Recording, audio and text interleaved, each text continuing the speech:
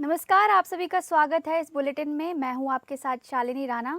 शुरुआत करेंगे बुलेटिन की। प्रधानमंत्री नरेंद्र मोदी जनजातीय गौरव दिवस मनाने और भगवान बिरसा मुंडा की 150वीं जयंती समारोह में भाग लेने के लिए आज गुजरात के दौरे पर हैं। इस दौरान प्रधानमंत्री नर्मदा जिले में 9,700 करोड़ रुपए से अधिक की विकास परियोजनाओं का उद्घाटन और शिलान्यास करेंगे। इन परियोजनाओं में आदिवासी कल्याण, बुनियादी ढांचे, स्वास्थ्य, शिक्षा और विरासत पर विशेष ध्यान दिया जाएगा।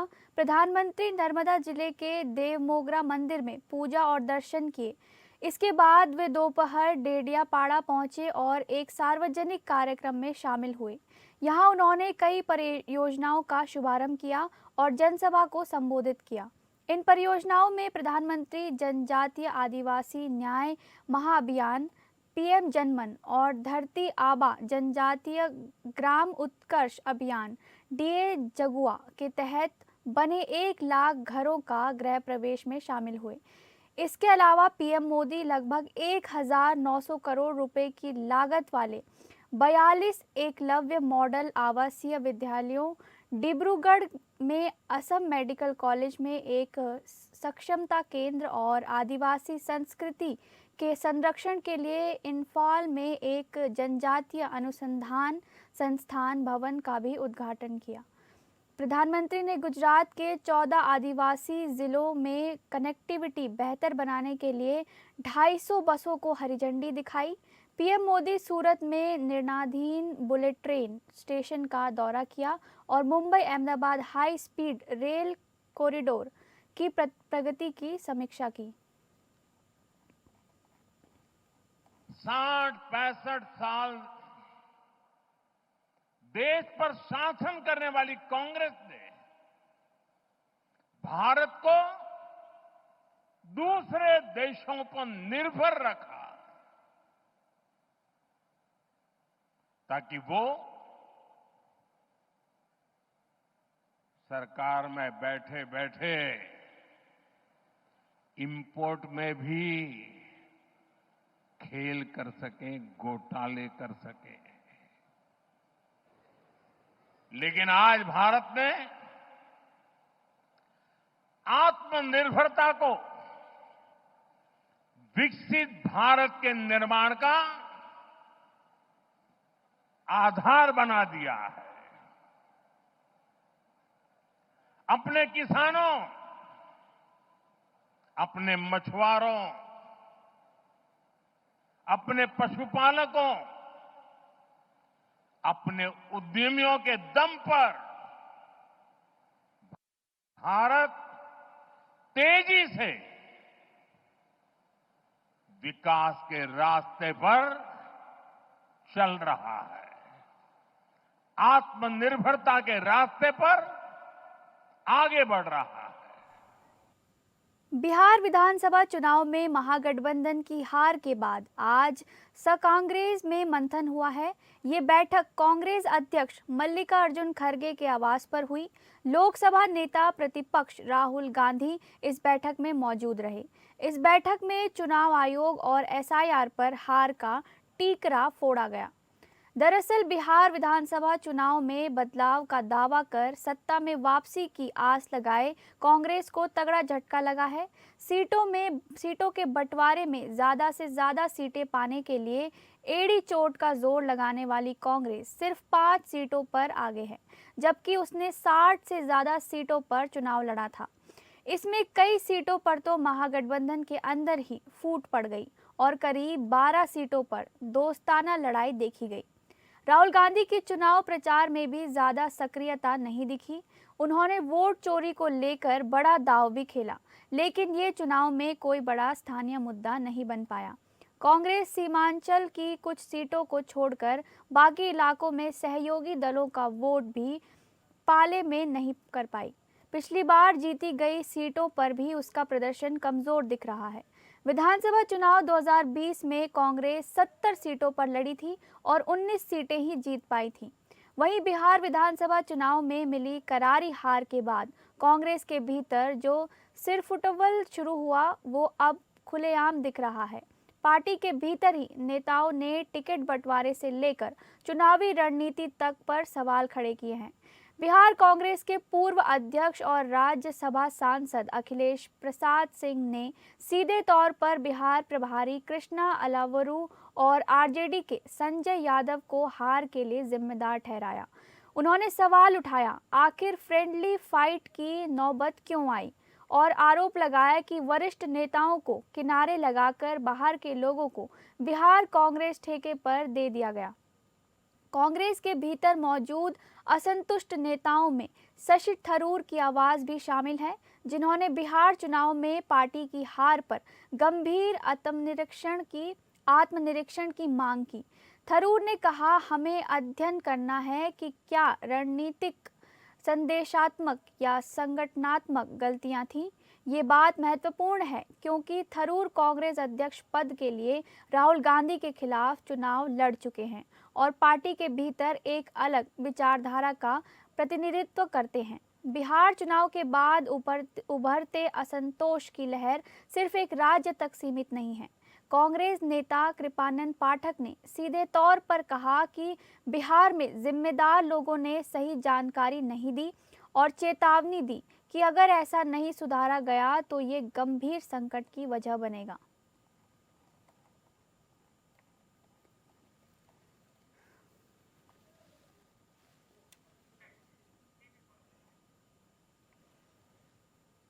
बिहार चुनाव परिणाम में महागठबंधन की करारी हार का असर अब इस गठबंधन की पार्टियों पर साफ तौर पर दिखने लगा है। इस हार के साथ ही लालू प्रसाद यादव के परिवार के भीतर का कलह भी अब और तेजी से बाहर आने लगा है। शनिवार को लालू यादव की बेटी रोहिणी आचार्य ने सोशल मीडिया पर एक पोस्ट कर कहा कि मैं सारा दोष अपने ऊपर लेती हूँ। उन्होंने अपने इस पोस्ट में संजय यादव और रमीज का जिक्र किया है। रोहिणी आचार्य के सोशल मीडिया पोस्ट के बाद आरजेडी के अंदर की कलह और बढ़ने की आशंका है। आपको बता दें कि रोहिणी आचार्य ने अपने सोशल मीडिया पोस्ट में लिखा है कि मैं राजनीति छोड़ रही हूं, साथ ही मैं अपने परिवार से भी नाता तोड़ रही हूं। मुझे संजय यादव और रमीज ने जो कुछ करने के लिए कहा है, मैं वही कर रही हूं। मैं सभी दोष अपने ऊपर ले रही हूं। कुछ समय पहले ही खबर आई थी कि रोहिणी तेजस्वी के साथ ही संजय यादव की हरकतों से नाराज क्यों हैं। ऐसा कहा जा रहा था कि रोहिणी कह रही थी कि संजय यादव को आप सांसद या विधायक बना दीजिए, लेकिन लालू जी कुर्सी पर नहीं बैठा सकते। बस यही बात रोहिणी की नाराजगी का कारण थी। यही बात इनके समर्थकों को भी नागवार गुजरा और लालू परिवार का विवाद अब सड़कों पर देखने को मिल रही थी। तेजस्वी की मौजूदगी में ही रोहिणी जिंदाबाद के नारे लगाए जा रहे थे।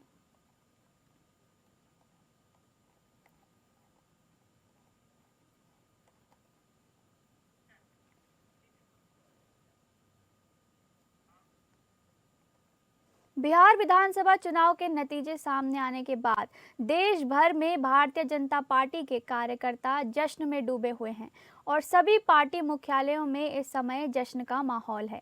राजधानी देहरादून के उत्तराखंड भाजपा मुख्यालय में भी भारतीय जनता पार्टी के सभी नेताओं और कार्यकर्ताओं ने आतिशबाजी और झूमते गाते गीत का जश्न मनाया है। वहीं भाजपा प्रदेश मुख्यालय में पहुंचे मुख्यमंत्री पुष्कर सिंह धामी का भी कार्यकर्ताओं ने पूरी गर्मजोशी के साथ स्वागत किया है। बिहार विधानसभा चुनाव में प्रचंड जीत हासिल करने वाली एनडीए में सबसे बड़ी पार्टी बीजेपी बनकर उभरी है, जिसके लिए देश भर के कई नेताओं ने प्रचार प्रसार किया है, जिसमें मुख्यमंत्री पुष्कर सिंह धामी का नाम भी शामिल है। यही कारण है कि बिहार विधानसभा चुनाव की जीत के जश्न के बीच जब मुख्यमंत्री पुष्कर सिंह धामी देहरादून के प्रदेश भाजपा मुख्यालय पहुंचे तो कार्यकर्ताओं ने उनका फूल मालाओं, आतिशबाजी और ढोल नगाड़ों के साथ जोरदार स्वागत किया। डबल इंजन की सरकारों को जनता लगातार चुन रही है। बिहार इसका प्रत्यक्ष उदाहरण है। बिहार के अंदर भी दो पार्टी के साहबजादों ने, वहाँ के युवराजों ने जनता को बरगलाने का बहुत प्रयास किया।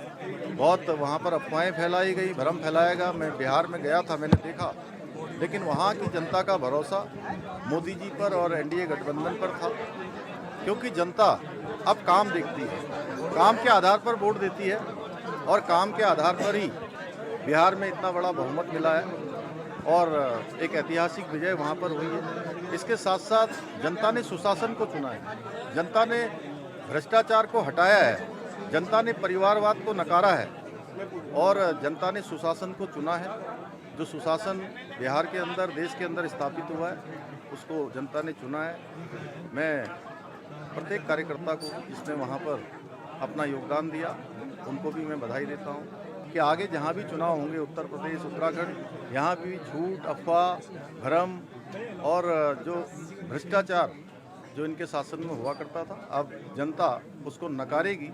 यहाँ की जनता भी इंतजार कर रही है कि इनको जो है बिल्कुल जड़ से नेस्तनाबूद करेगी। बिहार विधानसभा चुनाव में एनडीए को जीत मिलने पर मुख्यमंत्री विष्णुदेव साय ने मंत्रिमंडल के सदस्यों को मिठाई खिलाकर जीत की बधाई दी है।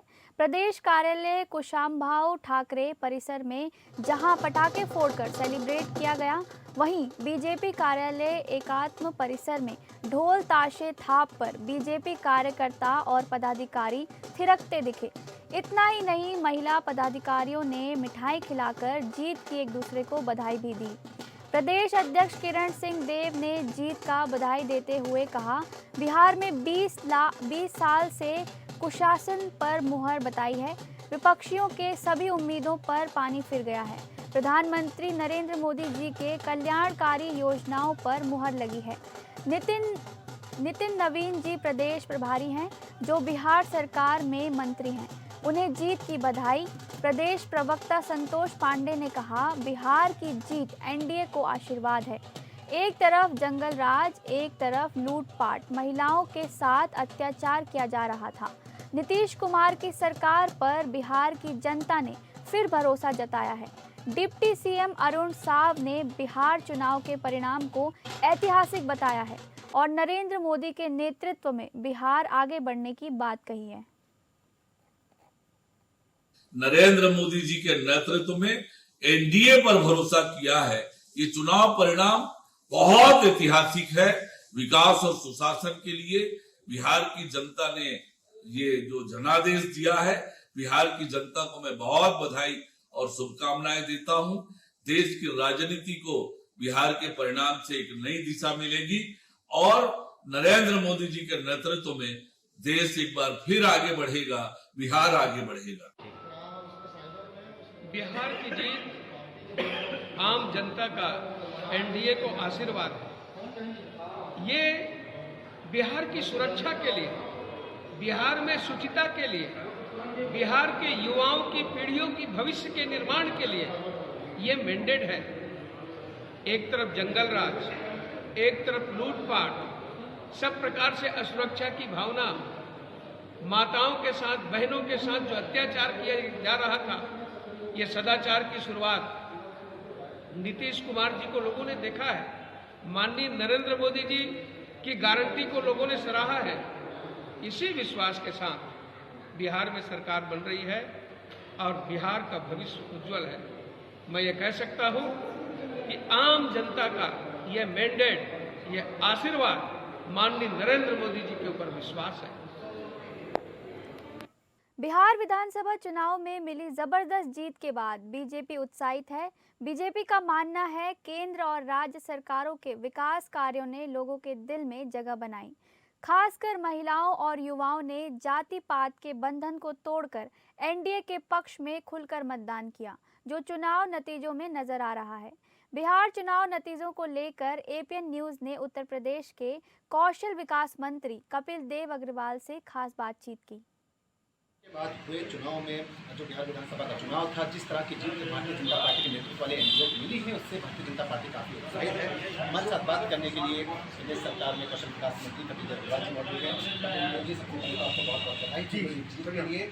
और आप किस नजरिए से, किस जीत को देख रहे हैं? सबको पता था आपकी आवाज था जीत रहे हैं, लेकिन इतनी बड़ी देखिए, ये बहुत ही अप्रत्याशित जीत है और जितना आक्रोश बिहार की जनता में रहा हो, लगातार श्री लालू प्रसाद यादव, श्री रानी देवी, तेजस्वी यादव, जिस प्रकार से लालू प्रसाद यादव भ्रष्टाचार के अंदर जेल में रहे, तब भी लगातार उस समय कैसा जंगलराज उनकी सरकार में हुआ करता था।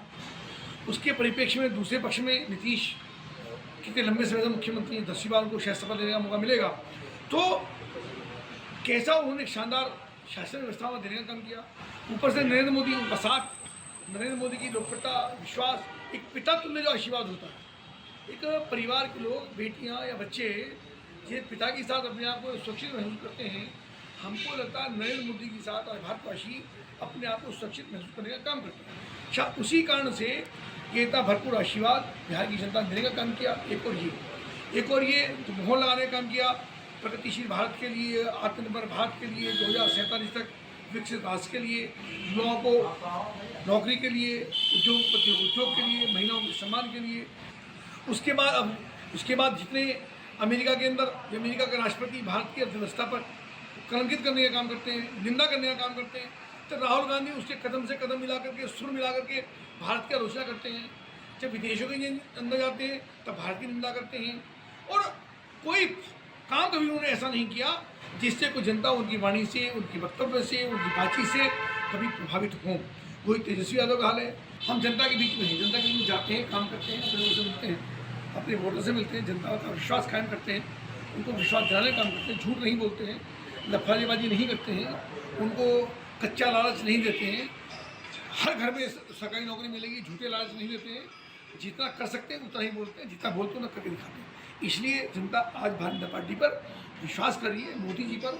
और योगी आदित्यनाथ जी, तो अब आप देखिए योगी आदित्यनाथ जी का जितनी विधानसभा क्षेत्रों के सब जीत करके आए, अखिलेश यादव जहाँ जहाँ सारी सीटें हारे, तो फर्क साफ दिख रहा है आप लोगों को कि अखिलेश यादव जी कोई लोकप्रियता, कोई मर्यादा आज न बिहार के अंदर है, उत्तर प्रदेश के अंदर है।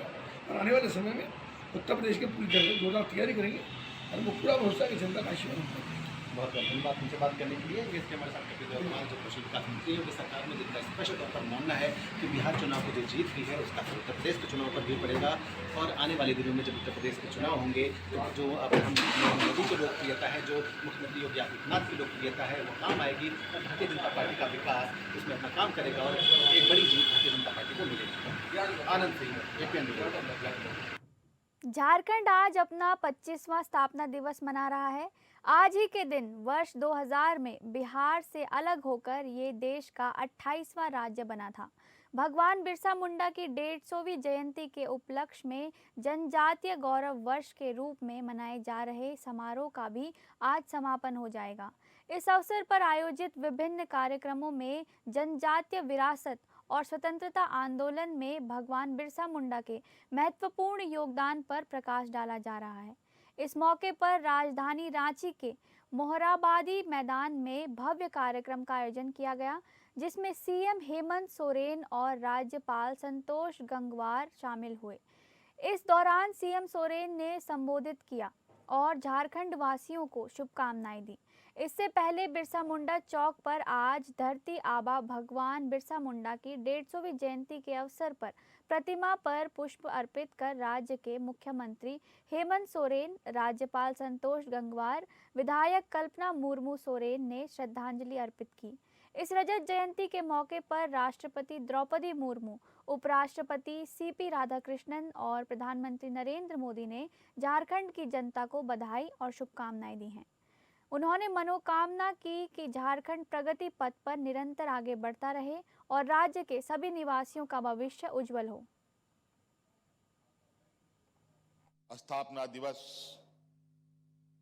के अवसर पर यहां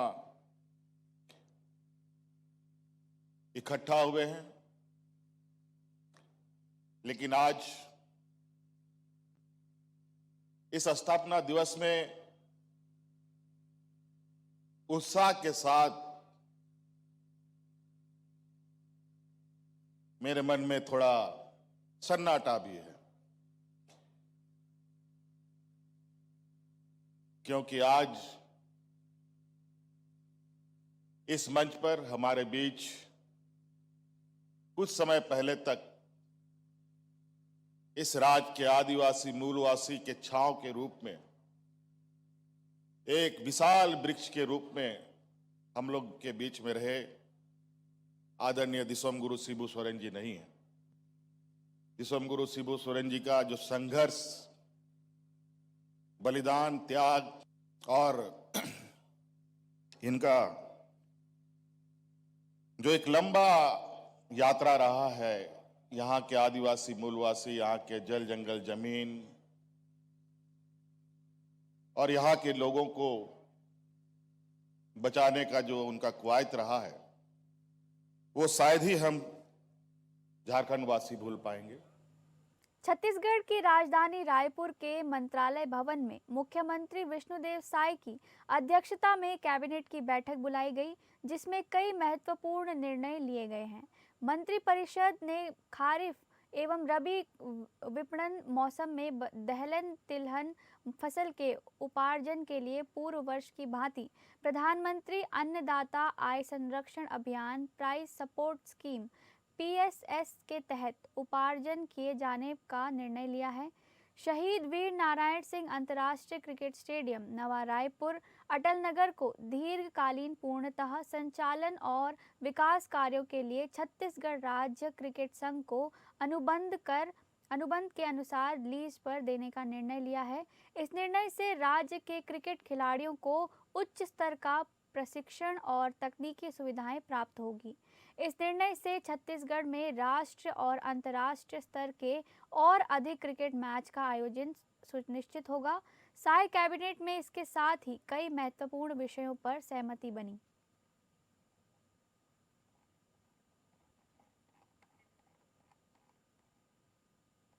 श्रीनगर के नौगाम इलाके में स्थित नौगाम पुलिस स्टेशन में जबरदस्त ब्लास्ट हुआ है। ब्लास्ट ने पूरे इलाके को हिला दिया। इस धमाके में मौतों का आंकड़ा बढ़कर 9 हो गया है, जबकि 27 लोग घायल हैं।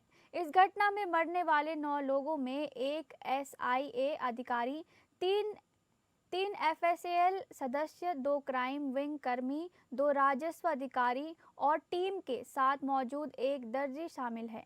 इसके अलावा 27 पुलिसकर्मी, 2 राजस्व अधिकारी और 3 नागरिक घायल हुए हैं। सभी घायलों को तुरंत अस्पताल पहुंचाया गया और उनका इलाज जारी है। कई घायलों की हालत गंभीर है। कुछ लोग अब तक लापता हैं, जिनकी तलाश मलबे में जारी है। प्रशासन को आशंका है कि मृतकों की संख्या और बढ़ सकती है। पुलिस स्टेशन के एक हिस्से को भारी नुकसान पहुंचा है, जिसकी वजह से बचाव दल को मलबा हटाने में मुश्किल हो रही है। घटनास्थल से करीब 300 फीट दूर तक मानव अंगों के टुकड़े मिले हैं। इससे अंदाजा लगाया जा सकता है कि ब्लास्ट कितना भयावह था। सूत्रों